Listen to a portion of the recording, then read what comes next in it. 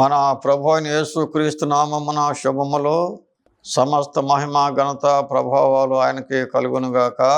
ప్రియమైన సహోదరి సహోదరుడా, యేసు ప్రభు యొక్క రెండో రాకడ గురించి రెండో భాగాన్ని మనం చదువుకోబోతూ ఉన్నాము. యోహాను సువార్త 14వ అధ్యాయము 1 నుండి 3 వచనాలు.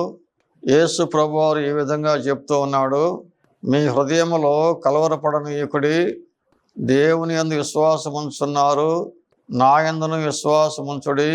నా తండ్రి ఇంట అనేక నివాసములు కలవు, లేని యెడల నేను మీతో చెప్పుదును.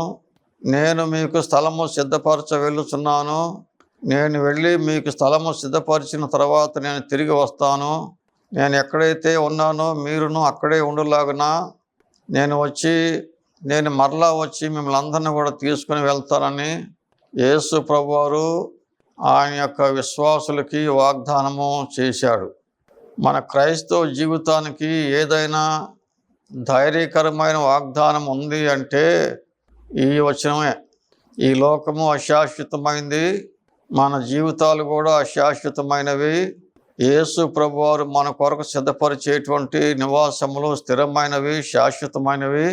పరలోక రాజ్యము శాశ్వతమైనటువంటి రాజ్యము, స్థిరమైనటువంటి రాజ్యము, యుగయుగాలకి నిలిచి ఉండేటువంటి రాజ్యము. యేసు ప్రభువారు ఆయన నమ్మినటువంటి వారికి ఆయన శాశ్వతమైన రాజ్యాన్ని సిద్ధపరుస్తూ ఉన్నాడు. నేను వెళ్ళి మీకు స్థలము సిద్ధపరిచిన తర్వాత నేను మరలా తిరిగి వస్తాను.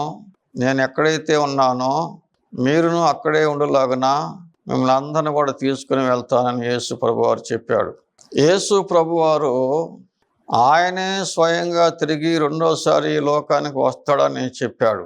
అపోస్తుల కార్యములు 1వ అధ్యాయము 9-10 వచనాల్లో యేసు ప్రభువారు పరలోకానికి ఆరోహణం అయ్యేటప్పుడు ఆయన శిష్యులు, విశ్వాసులు అందరూ కూడా వారిని విడిచిపెట్టి వెళ్తున్నాడు అనేటువంటి బాధలో ఉన్నప్పుడు ఆకాశములో 2 దేవదూతలు కనపడి, ఓ గలిలయ మనుషులారా, మీరెందుకు ఆకాశం వైపు తేరి చూస్తున్నారు?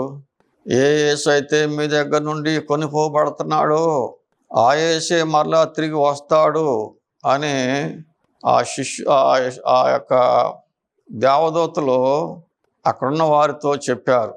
ఏ యేసు అయితే పరలోకానికి కొనిపోబడటం మీరు చూస్తూ ఉన్నారో, ఏ యేసు అయితే మన మధ్యలో నివసించాడో, ఏ యేసు అయితే మన మధ్యలో నివసించి గొప్ప కార్యాలు చేశాడో, ఏ యేసు అయితే కుంటివారిని, గుడ్డివారిని, మోగవారిని, చెవిటివారిని బాగు చేశాడో, ఏ యేసు అయితే కుష్ఠరోగుల్ని బాగు చేశాడో, ఏ యేసు అయితే చనిపోయిన వారిని లేపాడో, ఏ యేసు అయితే మన కొరకు సిలువలో మరణించి సమాధి చేయబడి 3వ దినమున మరణమును సమాధిని జయించి లేచాడో, ఆ యేసే స్వయముగా మరలా తిరిగి ఆయన వారిని తీసుకుని వెళ్ళటానికి వస్తాడు.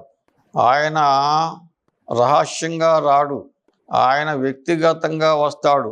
ఆయనే వస్తాడు. ఆయన చెప్పాడు కాబట్టి ఆయనే వస్తాడు.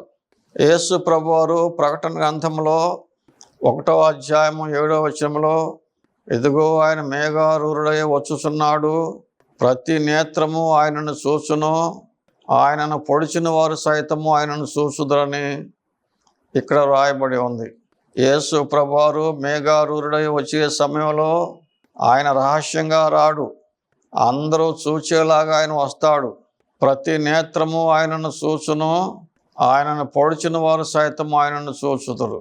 ప్రతి నేత్రము ఆయనను చూస్తారు, ప్రతి ఒక్కరూ ఆయనను చూస్తారు. దీంట్లో ఏ భేదము కూడా లేదు. ఇక్కడ ఏం రాయబడిందంటే ఆయనను పొడిచిన వారు సైతము ఆయనను చూస్తారు. ఇక్కడ మనము ఒక విషయాన్ని గమనించాలి. యేసు ప్రభువారు రెండోసారి లోకానికి వచ్చేటప్పుడు ఆయన యందు నిద్రించినటువంటి విశ్వాసులు మాత్రమే పునరుద్ధానులవుతారు.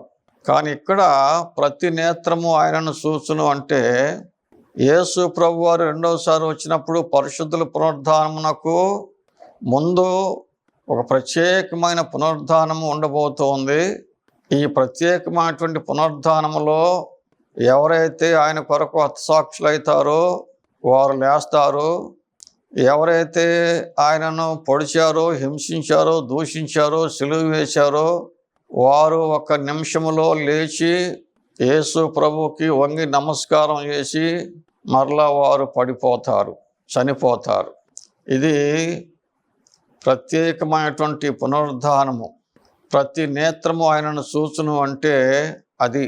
ప్రతి నేత్రము ఆయనను చూచును. ఆయనను పొడిచిన వారు సైతము ఆయనను చూతురు. యేసు ప్రభువారు వచ్చేటప్పుడు అందరు కూడా వింటారు. మత్తయి సువార్త 24వ అధ్యాయం 31వ వచనములో ఆయన మహామహిమలోను తండ్రి మహిమలో పరలోకములో ఉన్నటువంటి దూతల సైన్య సమూహములతో యేసు ప్రభువారు ఈ లోకానికి ఏతంచునై ఉన్నాడు. ప్రతి ఒక్కరు కూడా ఆయనను చూస్తారు. 1వ దశలోనికీయులకు రాసిన పత్రిక 4వ అధ్యాయము 16, 17 వచనాల్లో ఆర్భాటముతోనూ ప్రధాన దూత శబ్దముతోనూ దేవుని బోరతో పరలోకములో నుండి ప్రభువు దిగి వచ్చినప్పుడు ప్రభువు నందుండి మృతులైన వారు మొదట లేతురు.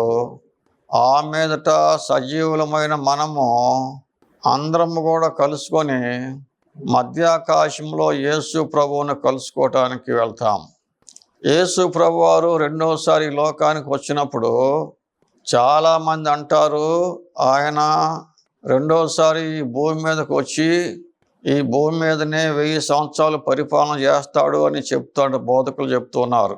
ప్రియమైన సహోదరి సహోదరుడా, బైబిల్లో మనం చదువుకునేది ఏమిటంటే ఆయన మధ్యాకాశంలోకి వస్తాడు. పరిశుద్ధులందరూ కూడా మధ్యాకాశంలోకి వెళ్ళి యేసు ప్రభువును కలుసుకుంటారు. మధ్యాకాశములో నుండి పరిశుద్ధులు అందరూ కూడా యేసు ప్రభువును కలుసుకొని అక్కడి నుండి బయలుదేరి పరలోకానికి వెళ్తారు. యేసు ప్రభువారు ఈ భూమిని అగ్నితో శుద్ధి చేసే వరకు కూడా ఈ భూమి మీద ఆయన పాదము మోపడు. ఆయన రెండవసారి వచ్చినప్పుడు ఈ భూమి మీదకి దిగిరాడు. ఆయన మధ్యాకాశంలోనే ఉంటాడు. పరిశుద్ధులే లేపబడి అందరూ కూడా మధ్యాకాశంలోకి వెళ్ళి ఆయన కలుసుకొని పరలోకానికి వెళ్తారు. ఆర్భాటముతోనూ పౌలు అంటున్నాడు, ఆర్భాటముతోనూ ప్రధాన దూత శబ్దముతో దేవుని బోరతో పరలోకంలో నుండి ప్రభువు దిగి వచ్చినప్పుడు ప్రభువు నందుండి మృతులైన వారు మొదట లేతురు. ఆ మీదట సజీవులమైన మనందరం కూడా అందరము కలుసుకొని మధ్యాకాశంలో యేసు ప్రభు దగ్గరికి వెళ్తాం. అందరు కూడా చూచేలాగున యేసు ప్రభువారు వస్తాడు. మత్తయి సువార్త 16వ అధ్యాయం 27వ వచనములో యేసు ప్రభువారు తండ్రి మహిమలో వేవేల దూతల సమూహములతో ఆయన ఈ లోకానికి ఏతించనై ఉన్నాడు. మెరుపు తూర్పును పుట్టి పడమర వరకు ఏ విధముగా కనబడుతుందో యేసు ప్రభు యొక్క రాకడ కూడా ఆ విధంగానే ఉంటుంది అని యేసు ప్రభు వారు చెప్పాడు. మెరుపు తూర్పును పుట్టి పడమర వరకు ఏ విధముగా కనబడుతుందో ఆ విధంగానే యేసు ప్రభు యొక్క రాకడ ఉంటుంది అని బైబిల్ చెబుతూ ఉంది. దీనిలో రహస్యమైనది ఏది కూడా లేదు. యేసు ప్రభు యొక్క రెండవ రాకడ గురించినటువంటి వర్తమానములో బైబిల్ బహు తేట తెల్లంగా చెప్తూ ఉంది. ఆయన వ్యక్తిగతంగా వస్తాడు. ఆయన వచ్చేది అందరు కూడా వింటారు. ఆయన వచ్చేది అందరు కూడా చూస్తారు. ఆయన రాకడ ప్రతి ఒక్కరికి కనబడుతుంది.